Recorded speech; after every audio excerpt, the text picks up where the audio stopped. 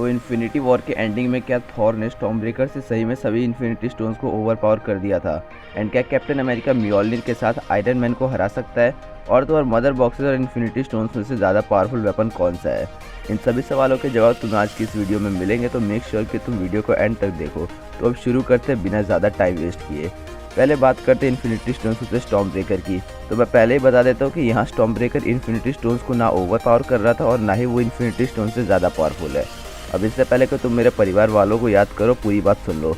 अगर इस सीन को तुम ध्यान से और स्लो करके देखो तो तुम्हें भी पता चलेगा कि यहाँ पर असल में थॉर बायोफ्रॉस्ट खोलकर स्टोन्स की बीम को कहीं और भेज रहा था। और रही बात कि यहाँ थेनोस की फट क्यों गई थी छाती, क्या यहाँ पर थेनोस इसको प्रिवेंट कर सकता था? तो इसका जवाब है हाँ। अगर वो सोचकर स्टोन्स को इस्तेमाल करता तो थॉर यहाँ ज़्यादा कुछ नहीं कर पाता।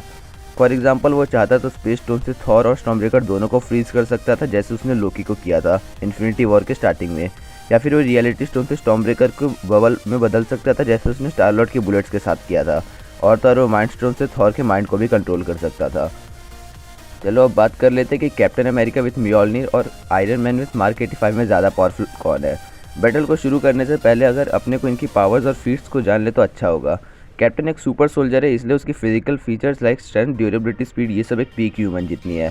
अब तुम लोग ये मत कहना कि उसकी स्ट्रेंथ, ड्यूरेबिलिटी थॉर के लेवल की है, क्योंकि म्योलनिर अपने विल्डर को सिर्फ थॉर की मैजिकल पावर्स देता है और ना कि फिजिकल पावर्स। तब भी कैप्टन ने एक हेलीकॉप्टर को अपनी रॉ स्ट्रेंथ से फ्लाई करने से रोक के रखा था एंड ये म्योलनिर से लाइटनिंग स्ट्राइक भी कर सकता है। अब थोड़ी बात टोनी यानी आयरन मैन की हो जाए तो इसकी स्ट्रेंथ एक पीक ह्यूमन से कहीं ज़्यादा है, क्योंकि ये अपने सूट से कई टन्स के वेट को लिफ्ट कर सकता है, जैसे इसने इन्फिनिटी वॉर में एक बिल्डिंग को लिफ्ट करके रखा था। ड्यूरेबिलिटी में इसने पावर स्टोन के अटैक को सह रखा है एंड इसकी स्पीड साउंड से कई गुना तेज़ है। एंड मार्क 85 की हेल्प से लाइटनिंग को एब्जॉर्व करके उसे अपनी एनिमी पर यूज़ कर सकता है, जैसे इसने एंड गेम में थेनोस के खिलाफ किया था। अब रही बात फाइट की, तो इस फाइट को वही जीतेगा जिसका अटैक पहले उसके अपोनेंट को लगेगा।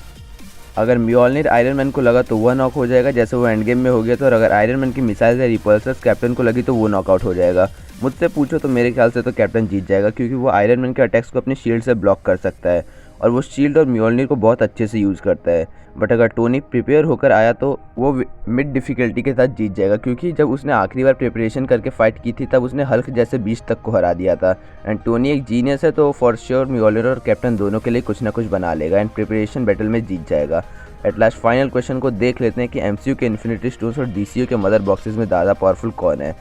हमेशा की तरह हम पहले इनकी ट्रू पावर्स और फीट्स की बात करेंगे, फिर इनका लेवल्स देखेंगे और जो ज़्यादा ऊपर होगा वो जीत जाएगा।